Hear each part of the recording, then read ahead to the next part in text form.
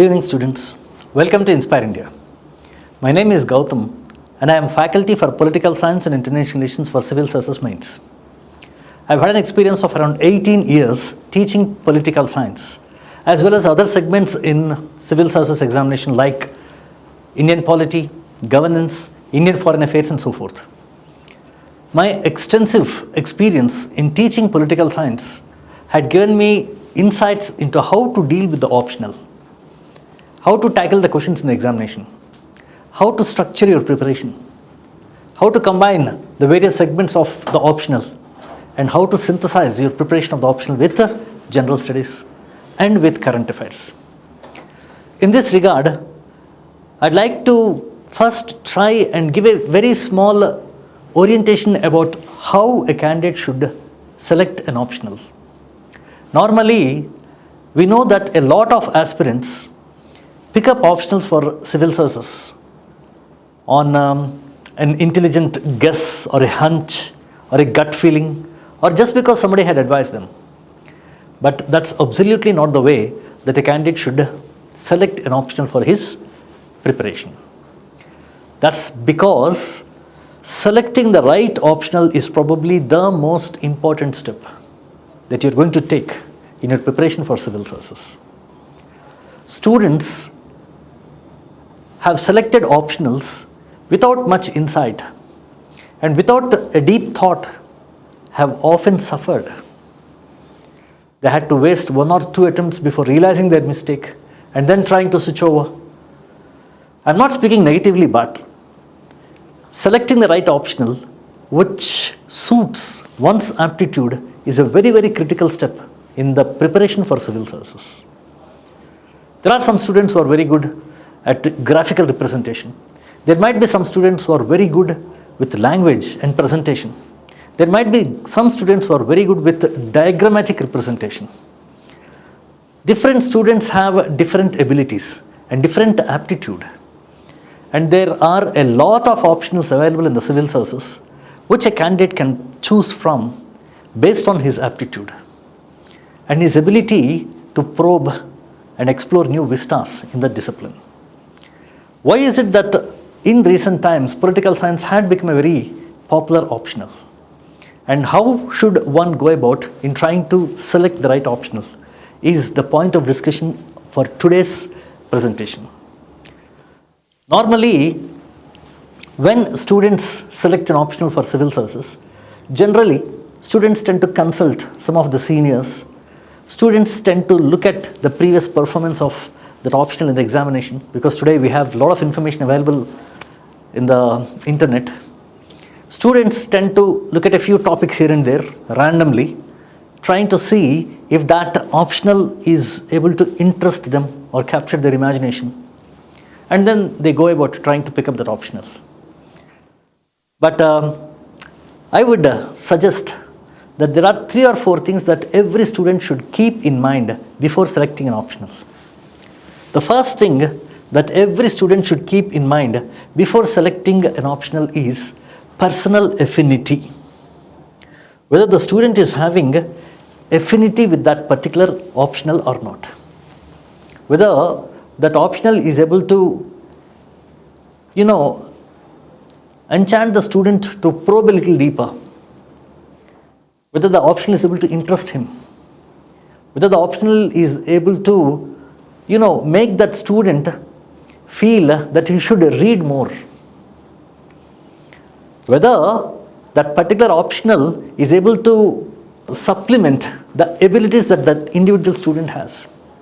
There are some students, as I told you, who are very good at presentation. There are some students who are very good at analysis.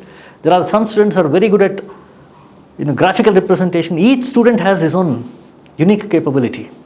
Whether that particular optional which a student has chosen is supplementing his personal capabilities or not. These are a few things that we should keep in mind. This is what's called as personal affinity. Whether the optional is interesting to the student or not. Please don't get me wrong here, because every optional has certain areas which are very interesting and there are certain areas which are very dry. Okay? But more or less, there might be some optionals which you know, a candidate might feel very comfortable with, which a candidate might feel that he should read more and explore more. This is what's called as personal affinity. Okay, and that's a very important aspect that one should keep in mind before selecting an optional, because every student who is preparing for civil services is supposed to be good in his optional. The civil services examination tends to present questions in the optional which are very high standard questions.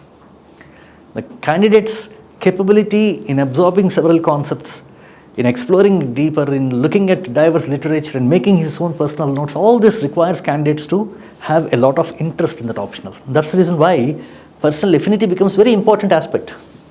Okay, candidate requires to read a lot of books, understand a lot of concepts, by heart a lot of facts, practice writing answers, prepare his own notes.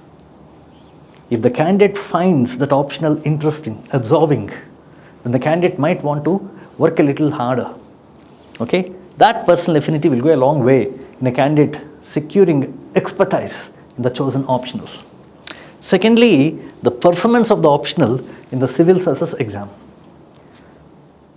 A lot of students tend to attach importance to this aspect or this criterion. How the optional is performed in the recent civil services examination. Let's say a few years, whether the optional is showing a very high success rate, or whether a lot of students are picking up that optional, whether the optional is popular among the students or not.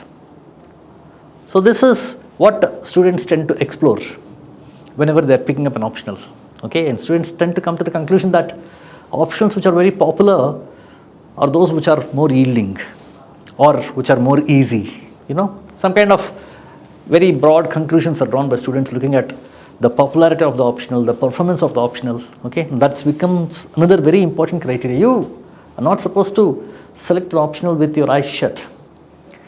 See how the optional is performing. You know, you have the information available in the internet. In the last few years, one particular optional, what kind of success rate the optional is showing in recent years, you know, all these things. Okay. Third, availability of guidance, or somebody who can help you look at the optional in the right perspective. Okay. The present level of competition, this also is a very important factor. Okay, because every student who is selected an optional to prepare for the civil service examination should know the right books that he should consult. He should have proper understanding of the several concepts. He should also try and keep himself abreast with the latest developments in that discipline. All these require guidance. Moreover, looking at the quality of the questions given in the civil service examination in recent times, it becomes very important for students to practice writing answers, because a lot of questions are indirect, and therefore candidates require to learn how to tackle these questions, learn how to understand the drift of the question, learn how to structure their answers, learn how to draw from their knowledge base to present the right facts which are relevant in the given question. You know, all these require guidance. So availability of guidance also becomes a very important factor for students who are preparing for civil services. And while selecting an optional, a student should also keep this in mind, whether there is proper guidance available or not, whether there is somebody who can correct their scripts, there is somebody who can help them identify the mistakes that they're committing in their preparation. Okay. Fourth, contribution to general studies. Contribution to general studies. How much the optional that you are selecting is contributing to general studies. Now please remember that a lot of people tend to downplay this factor. Okay. Now before 2011-12, there used to be 2 optionals in the civil services examination, and each optional accounted for 600 marks. So both the optionals together accounted for 1200 marks. Well, there used to be 2 general studies papers and both the GS papers accounted for 600 marks. Here, we can very clearly understand that the weightage for the optional was double compared to the general studies. That was the scenario earlier. Therefore, candidates used to focus more on the optional because optional had more number of marks, and all those candidates who were very strong in the optionals, they used to clear the examination. But now, optional accounts for 500 marks. We have only one optional. In the present scheme of the examination, there is only one optional. And there are 4 common papers which collectively account for 1000 marks. Okay? Now, the point is, the marks which are allotted for the 4 common papers is double compared to the optional, excuse me. So you got to be strong in general studies. You got to be strong in general studies. And please remember that if the optional that you select is going to complement in one way or another your preparation for general studies, that would be a bonus. That would be a real bonus. Okay? Because, as I told you, general studies accounts for 1000 marks. You've got to be very strong in general studies to clear this examination. I'm not saying that you can neglect optional. Optional also is very important. But a scenario where your preparation for the optional is contributing to general studies is the most ideal scenario for every aspirant. Okay? So keeping these 4 factors into consideration, you can select your optional. Okay? Whether the optional is attracting your attention and keeping you absorbed or not. Secondly, what's the nature of the performance of the optional in the recent civil services examinations? Thirdly, whether there is availability of guidance or coaching facilities for students who are preparing for this examination. And fourthly, how much does the optional contribute to your general studies? So these are the 4 things that you should keep in mind while preparing for your optional or while selecting your optional for this preparation. Okay? So please don't select your optional with your eyes shut. Okay? Think before you select your optional. As I told you, selecting the right optional is probably the most important step in the preparation for civil services. If you have selected your optional without proper foresight, you might be landing yourself in some trouble. So please keep this in mind. What about political science? I'm not getting very deeply in trying to understand the nuances of this optional. Just I'm trying to give you a bird's eye view of what is the nature of political science. In another video, I'll try to give you insights into the nature of political science itself. What is its nature? Okay. As of now, I'll just try to give you a bird's eye view on what is the special aspect of political science. Okay. Firstly, political science in recent times had become a very popular optional because this optional is background neutral. Okay. A lot of students tend to have this doubt that, I belong to the science background, and how am I going to understand political thought or political philosophy? That should not be an issue at all. Okay, because political science is a background neutral optional. Okay, it means notwithstanding whatever your background, you can still feel comfortable with political science. We know that if you look at the figures of those who have cleared the civil service examination with political science and international relations as their optional, you will realize that a lot of students with a non-arts background, okay, engineers, doctors, right, students who have science in their academic background, they have selected political science optional and they have tasted success. Okay, so political science is a background neutral optional because it is amenable for students of any background, any academic background. This is the first aspect of political science. Okay, the political science syllabus is general and non-technical in nature. I keep telling to my students every time that there is nothing in political science that you cannot understand. There is absolutely nothing.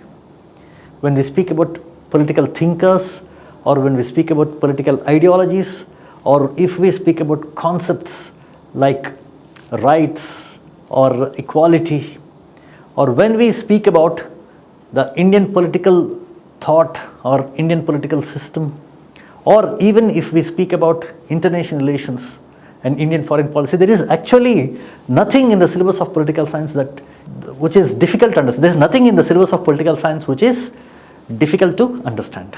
Okay? Political science syllabus is very general.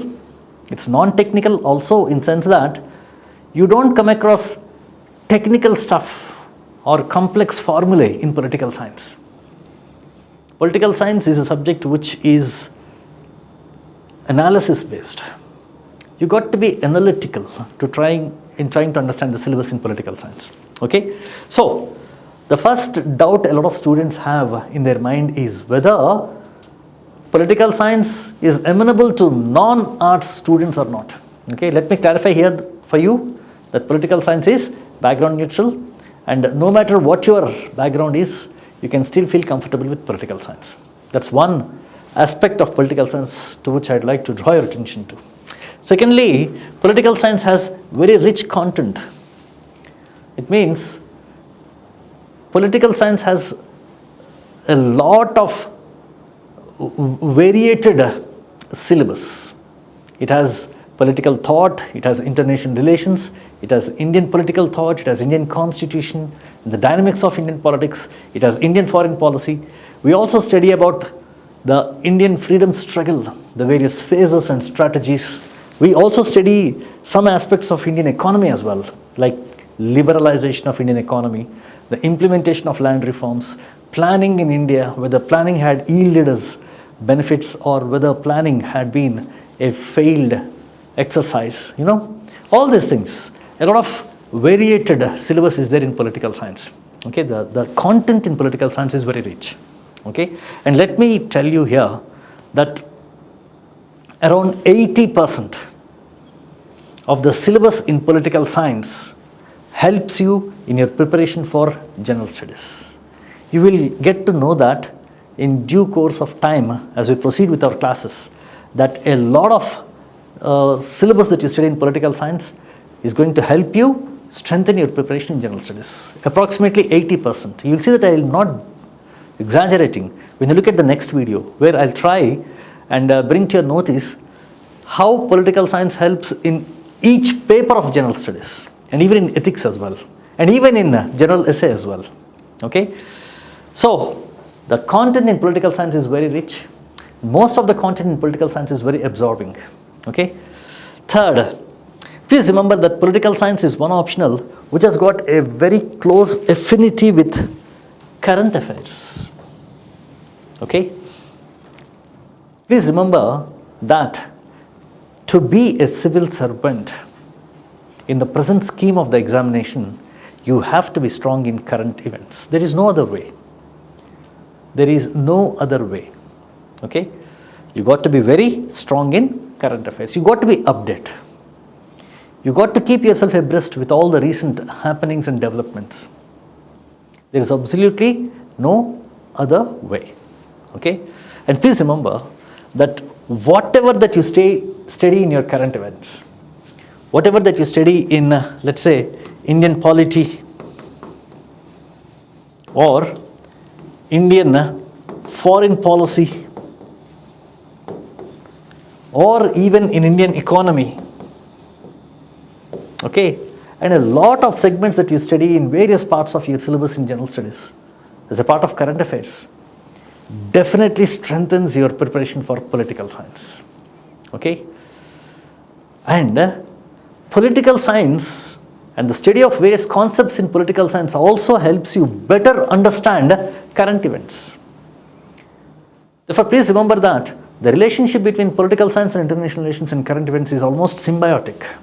Okay, so whatever you study in Indian polity or Indian economy or Indian foreign policy or social issues, okay, all of them can be used to improve and develop or value add to your answers in political science and international relations. This is why I said political science and current affairs have a very, very symbiotic relationship. Okay, they both complement each other in an unparalleled way. There is no other optional in the entire scheme of the civil service examination which has such close affinity with current affairs as political science. Okay, so this is another very important aspect of the political science optional that you have to keep in mind. So when somebody asks me, why should I choose political science? Now, these are the reasons. Okay, it's background neutral. It's got a very rich content. I'm speaking about the optional. I'm not speaking about the performance of this optional in the civil service examination, all that. I'm speaking about the content of the optional. I'm looking at the topics, the syllabus in the optional, and I'm trying to impress upon you that political science aids your preparation in a very, very big way. Okay, so the fourth reason is that political science is most relevant in the present scheme of the civil services examination. Okay, now if you ask me, what are the two important things about the civil services examination, its pattern, and the approach that should be adopted by students? There are two things which come to my mind instantly. The first one is interdisciplinary.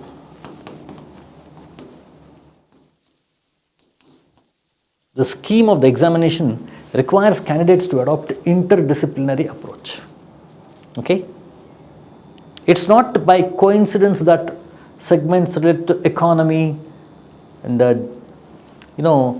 ecology and environment, science and technology, internal security, okay, are all included in one paper because they're all correlated with each other. The imperatives of economic development require deployment of technology. Deployment of technology could have adverse impact on environment and ecology. Breakdown of ecology could lead to disasters and internal security. All these are issues which are related to each other, and candidates require to have a comprehensive understanding of how each is related to other. This is what's called as interdisciplinary approach. The civil services examination requires candidates to adopt interdisciplinary approach. That's the first aspect of this examination. And please remember, political science in its syllabus has a little polity, Indian foreign affairs, Indian history, social issues, economic issues, So political science is interdisciplinary in the way the syllabus of this option is structured. Okay? And secondly, another very important trait of this examination is that this examination is very highly contemporaneous.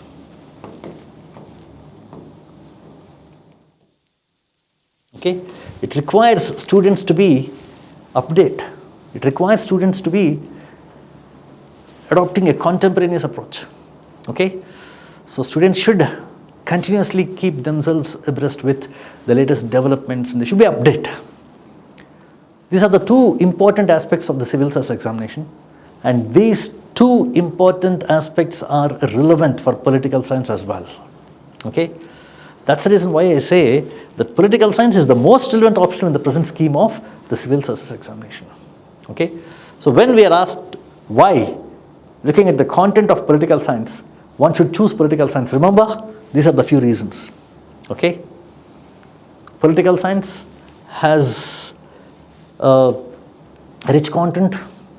Political science can keep students engaged and absorbed. Political science is background neutral and non-technical and very easily understandable for student of any background.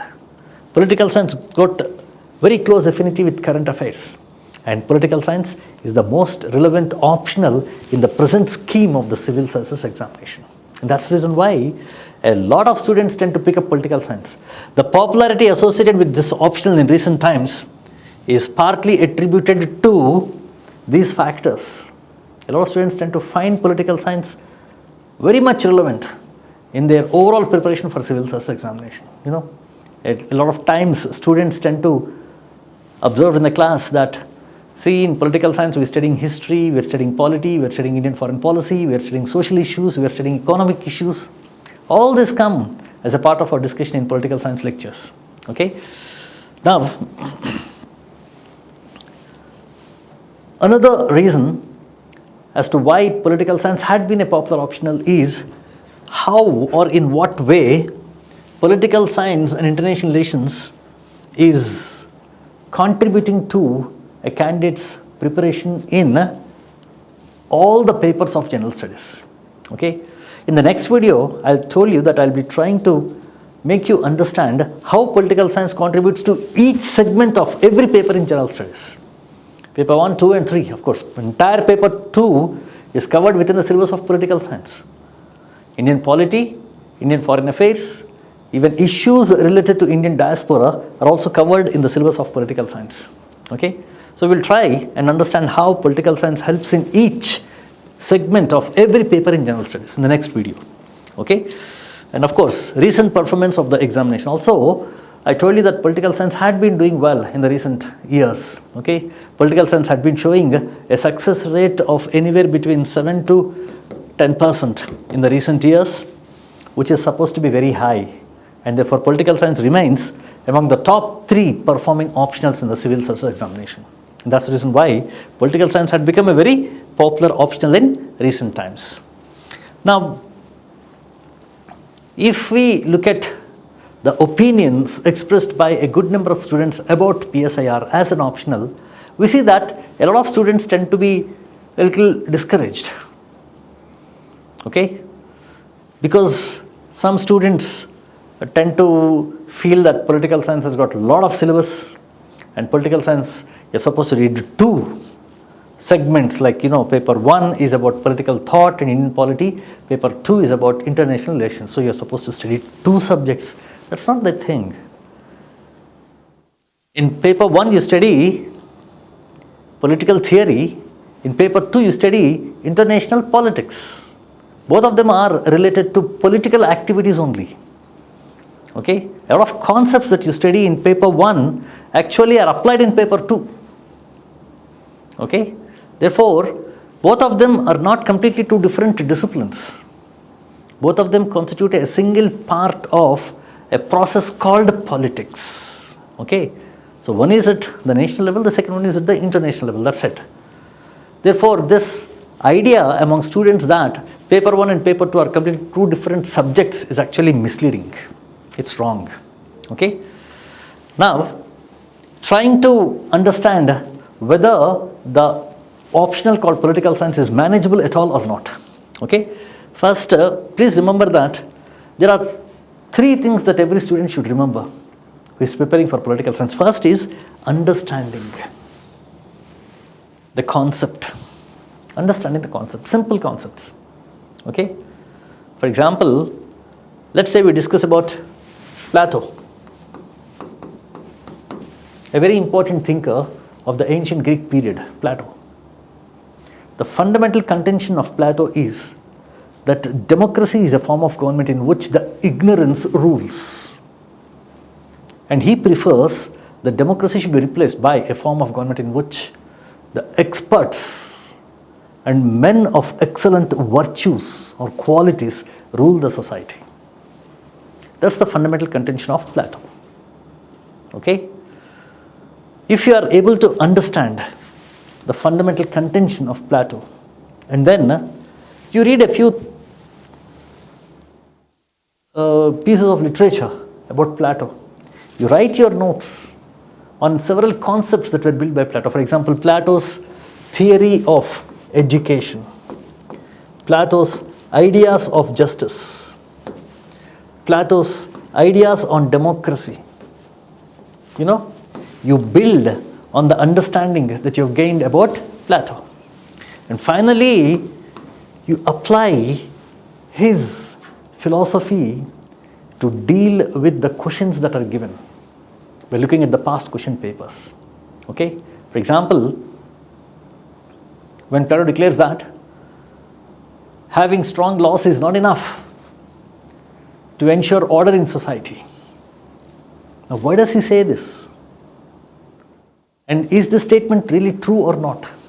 Application. Okay? If you follow these 3 steps in preparation for political science, your preparation becomes very easy. You understand, you build on your understanding, and then you apply your understanding to solve the questions. Okay? For example, whether Plato's ideas of communism of wives and property is relevant at all to the present society or not. Okay? It is relevant probably to some extent to understand those motivations behind men who tend to violate laws and misuse power. Okay?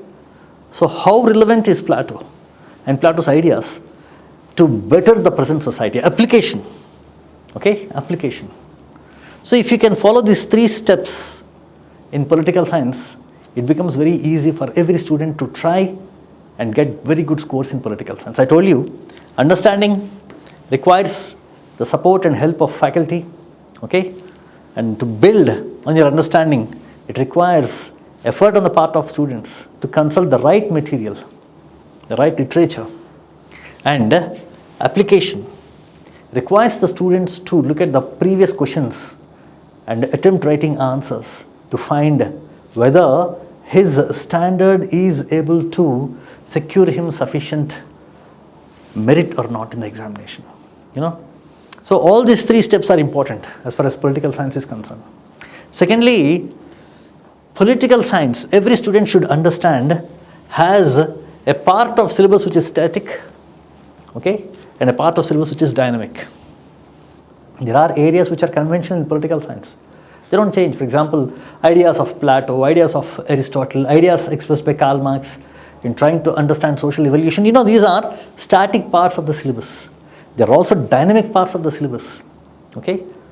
For example, within our understanding of Plato, he can ask us to write an answer, you know, to make use of Plato's understanding of how a democracy works.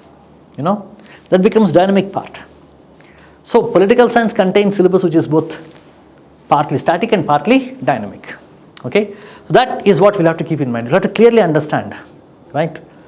And dynamic part of the syllabus, actually I told you, coincides a lot with your general studies. It's only going to strengthen your general studies. Therefore, you're not doing anything outside the preparation for civil services. Okay, so all within the preparation for civil services only. Okay, you're not going out of the way to acquire something new as a part of dynamic part of syllabus. All that you learn as a part of the dynamic part of syllabus in political science is going to help you in your general studies. Okay, and as I told you, everything that you study in general studies is going to help you build your answers, build your understanding. For example, if you look at the Belt and Road Initiative of China, okay, and if we understand the geopolitical agenda behind this for China, it goes a very long way to attempt writing answers in a lot of topics in the syllabus in both section A, paper 2, as well as section B, paper 2. Rise of China, okay, the present world order, international economic system. In almost all these areas, the inputs that you can gather from your study of the Belt and Road Initiative are going to be helpful. Okay, so everything that you study as a part of your current affairs is going to be helpful for you in your preparation for political science, in enhancing value to your answers in the examination. Okay, so trust me on this. Political science has static and dynamic part of the syllabus. That actually is an advantage for students and not a disadvantage. It is an advantage. Okay.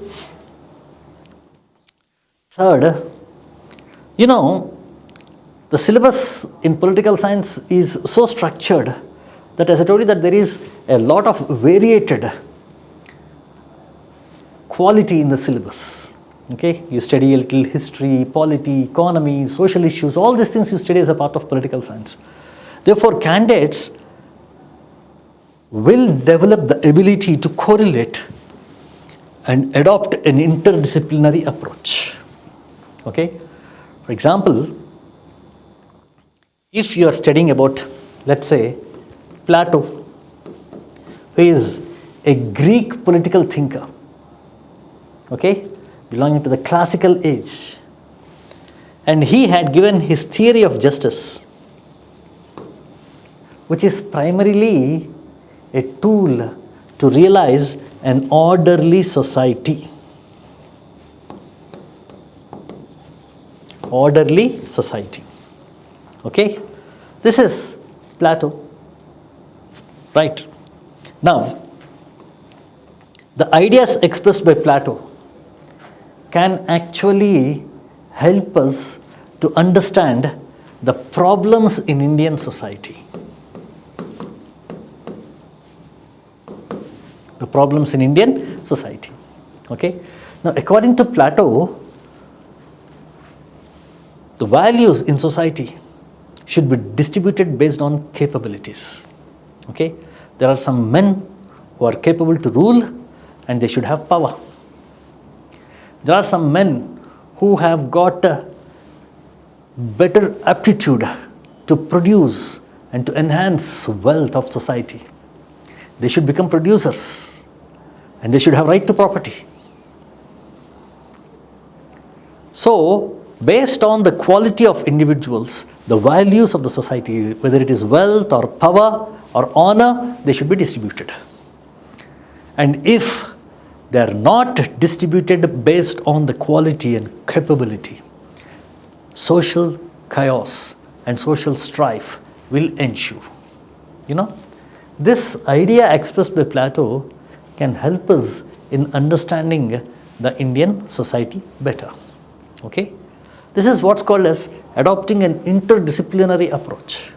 The political ideas expressed by Plato can be used to have an understanding of Indian society, whether there is fair and just distribution of values in Indian society or not, and whether the unfair distribution of values in Indian society had led to chaos and conflict or not. Okay? So this is how adopting an interdisciplinary approach can actually aid a candidate's preparation. Okay? So this is the thing that is required for a student who is picked up political science as an optional. Ability to adopt an interdisciplinary approach. Ability to understand the static and dynamic aspect of the syllabus and preparing likewise. Adopting a 3-step approach, understanding, build and application. And finally, political science requires conceptual clarity. Okay, it means candidates should be very clear about concepts. Concepts. Unless you're clear about concepts, you cannot go a very long way in your preparation for political science. Okay, I've known a lot of students falter in trying to explain what is justice. How do you define justice? Okay, a simple concept like justice can present a huge amount of problem for students. Okay, so understanding the concept of justice is very important. This clarity is what is required for students of political science. Clarity of concepts. Okay, even this is also important equally for students who are preparing for Indian polity as well. Okay, what do you understand by a constitutional form of government?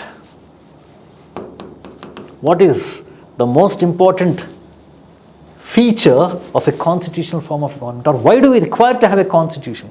What is the purpose of having a constitution? Is it a rule book? Is it a declaration of rights? Is it a document which provides or which gives a description of the government? This is Constitution a document which explains the structure and organization of government and the duties and responsibilities of various public functionaries? What exactly is a constitution? how do we understand a constitution? If you have a proper understanding of constitution and why do you require a constitution only, you can have an understanding of what exactly is a constitutional form of government, isn't it? That is what's called as conceptual clarity. This probably is the most important thing that every candidate should keep in mind who wants to prepare for political science and international relations. Okay? Conceptual clarity, ability to correlate and adopt an interdisciplinary approach, understanding the static and dynamic part of the syllabus and preparing likewise, and adopting a 3-step strategy or approach to tackle this optional. Understanding, building, and applying. Okay?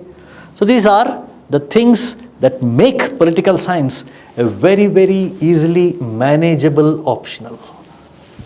Political science then becomes a very easily manageable optional. Okay? Now, see, one thing, let us be very clear, my dear friends, that there is no shortcut. There is no shortcut. We have to reach the standard of the examination. Okay? You have to reach to the standards of the examination. Okay? You can study political science from an intermediate textbook also. You can study political science from a degree textbook also. Okay? But for an examination of this scale, there is a standard to which we as aspirants should reach out to. Okay? If we keep that in mind, if we know the standard that we are supposed to prepare at, the level at which we are supposed to prepare for this examination, then our preparation becomes foolproof. Our preparation becomes strategically the right preparation. Our preparation is going to yield us proper benefits. Okay?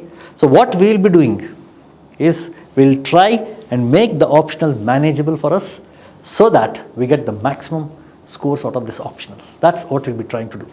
Okay? Two other things that every candidate should keep in mind who wants to make political science and take the best out of political science is, of course, preparing personal notes. Okay? Preparing personal notes by value adding to all the understanding that you have in that optional, by referring to some textbooks which are usually given by the faculty, okay, is going to go a very long way in aiding your understanding and your command in that optional. So please try and prepare your own notes for the optional. Okay? And finally, practicing answers. Right? Now please remember that political science has questions which are sometimes very straight and direct. And questions sometimes can be indirect, complex, and sometimes even misleading also. So practicing answers to understand the drift of the question first.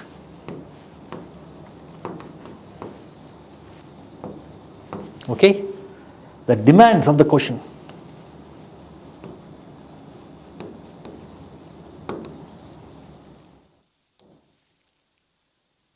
Improving skill to present an answer in an organized form. All these can be developed through practicing answer writing. Okay? So if you are doing this, political science and international relations becomes a very, very perfectly manageable optional. Okay? As I told you, there is nothing in political science that you cannot understand.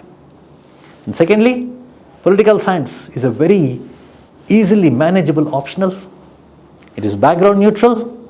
It is very absorbing and rich in content. Okay? So please look at political science as an alternative for other optionals. Okay? So after having discussed the various aspects related to why political science should be chosen as an optional, okay, let us try and understand a few other things about the syllabus of political science. Okay? Political science syllabus is comprehensive, right? Syllabus is comprehensive. It is not very vast, as is sometimes, shown by several institutes. Political science syllabus is not very vast, it's comprehensive. It's comprehensive in the sense that it covers a wide range of areas. I told you, right? You have a little economy, you have a little polity, you have a little international affairs and Indian foreign policy, you have a little world history, you study a little Indian freedom struggle. Okay? So the syllabus is comprehensive because it's got a lot of variety in the syllabus, one. Okay? And secondly, the syllabus contains very diverse topics. Very diverse topics. Okay?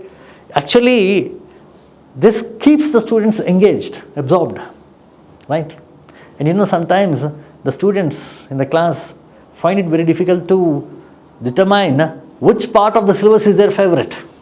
Some students claim that thought is their favorite part of the syllabus. Some students say that Indian constitution and polity is a very favorite part of their syllabus. Some people find international relations as a very important or a very fascinating part of the syllabus. So it's got diverse topics which can keep the students engaged and absorbed.